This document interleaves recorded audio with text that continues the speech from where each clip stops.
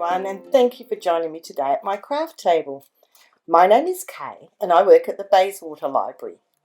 Today I'd like to show you how to make this cute little birdhouse from an old book. The main material you'll need is an old book that is ready to be upcycled. It can be either a hardcover or a softcover book, like a paperback, as we'll remove its cover and just work with the pages. You might notice that this birdhouse has been made to hang on a wall, and it took about 130 pages to achieve this look. However, you might like to make yours a little bit more full or more sparse, so you can just continue folding the pages until you are happy with the way it looks. Or you can also continue folding using the same technique to make a full circle birdhouse that can then stand freestanding as a table display. It would need to be about 200 folded pages to achieve this effect. You may also like to make a loop to hang your birdhouse from. If so, you'll need some additional items such as scissors, glue, twine or ribbon, plus any decorations of your choice. I will also show you later how I made these sweet little butterflies, as well as sharing some decorating ideas later in the video. So let's get started. So working from the front of your book, each page will have two folds. For the first page, we'll take the top right-hand corner and fold it down to form a triangle, lining up the top edge with the gutter of your book. Slide and press along with your fingers so that you have a nice crisp crease. The second fold on this page is very similar, but we'll work from the bottom of the page up this time and fold it to form our triangle. And that is your first page completed. So now we'll look at page 2 as it's just slightly different.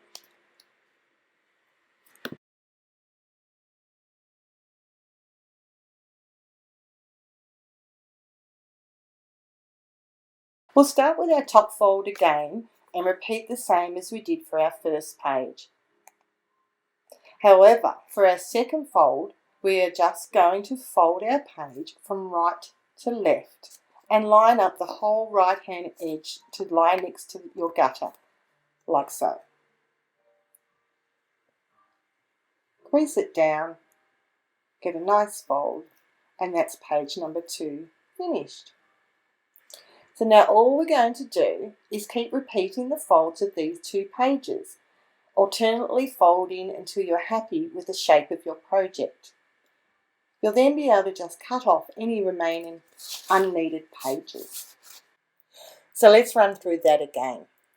Page number 1, we're doing a fold from the top down and bring the bottom up to form our triangle. Crease it and line up that top edge. And that's page number 1 complete. Turn your page and we're ready for page number 2. Fold the top part down, forming that triangle along the center of your book, and this time fold right to left into that center gutter line and crease. And then we'll just continue folding page number 1 and page number 2 alternatively until you get the look that you'd like. It won't take long for you to master the repetitions, but take your time to enjoy doing something for yourself and unwind a little. Watch a movie, listen to some music or an ebook, and whilst you're doing your folding, relax for a bit.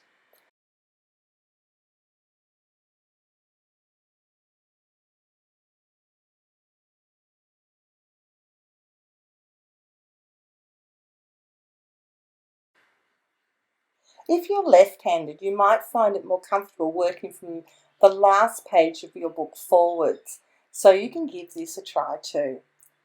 Same folding technique, top down for a triangle and bottom up to form that triangle.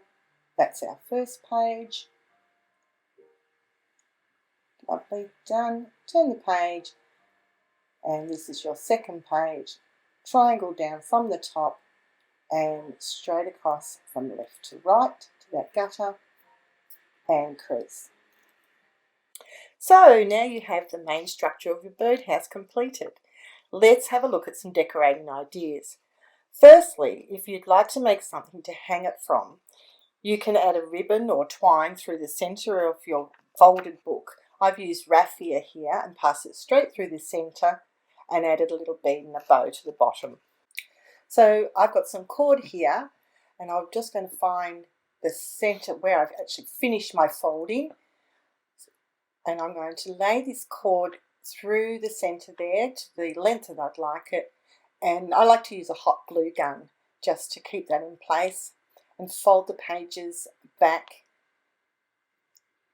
like so and glue them together, and you have your little hanger. I also chose to make a cutout for my little bird to sit in by simply snipping and folding about 20 pages to the centre front of my house, making it tall enough just to fit my little figurine in. I just snipped across the under ledge there, right to the gutter, allowing a little bit on the bottom for the bird to sit on, and then folded them back twice. I got this little bird at a discount store, but you could easily print out a bird, something like this, or something like this little guy that's a little bit more realistic.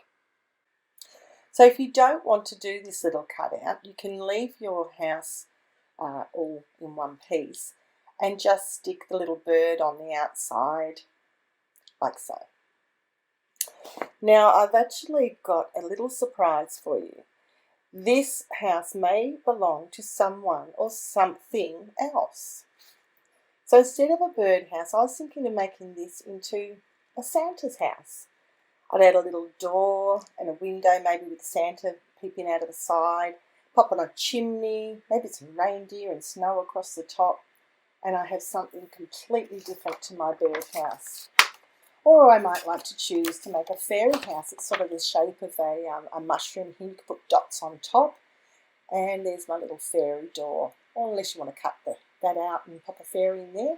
The options are endless. It's just all up to your imagination. But back to our birdhouse. You can see I've made a couple of little butterflies here out of paper. And they're actually not as tricky to make as you might think. You just need a 10 centimetre square of paper. Oh, sorry, this one's 10 centimetres. You can make them any size you like. We're going to fold it along the centre just to make a crease for our cutting line. So snipping that down the centre there, because we're going to use each part of this square to make our wings. That's the one that we'll use for our bottom. We'll come back to that. And our top one, firstly, we'll fold it lengthways, give it a nice crease, and then top right-hand corner down to that centre line or centre fold that you made, and then we'll do the same to the bottom, bringing up that to that centre crease. Sort of looks a bit like an arrow here. And turn it around to do the other side the same, top corner down to that crease and bottom corner up. Now we need to fold this up so it's like a concertina effect, a bit like a fan. I'm just going to fold about a 1/2 centimetre in from that edge, then flip it over and fold back on itself, that 1/2 centimetre. It gives that a nice crease too. And continue along until we reach the other edge. So flip it over, fold, and then flip it over again, and fold, and our last one up to that edge. Okay, so now we're going to pick it up and fold it straight down the centre there to form our 2 top wings. If you fan it out a little bit, you can see that's better. There they are. Now we'll start on our bottom ones. This one's actually even easier. So we'll flip him over. He looks better that way, I think. Start at the bottom, working towards the end. It's purely 1/2 centimetre or approximately that, folds all the way from the bottom to the top. Now, I said before about you could make these in any size you like. The larger ones look really great on a present, or you could make cards with them. The one that I used on my birdhouse is probably about 3 or 4 centimetres square to start with. Just fan that out a little bit. That's the bottom wings. Crease it down the centre. And there you have it. Once you pop it down together, you can see it looks like a butterfly. So all we do now is join our wings together using some floss or embroidery thread. This is just some knitting or crochet cotton I've got here. And just place those wings together on top of your thread and tie just a simple knot like you were tying a shoelace. And nice and simple, there we go. And pull that tight and do the second knot over the top of that. Like so. Okay, and if you pull those little strings up to the top, you could leave them long so that you could like hang up your butterflies to make a mobile or hang from something. Or you can cut them short like I have and make them look like they're little antennas. I like to actually put little knots on the end of mine sometimes to give it that realistic little antenna look. Snip that one off too, and there you have it, a little butterfly that you can now just simply glue onto your birdhouse.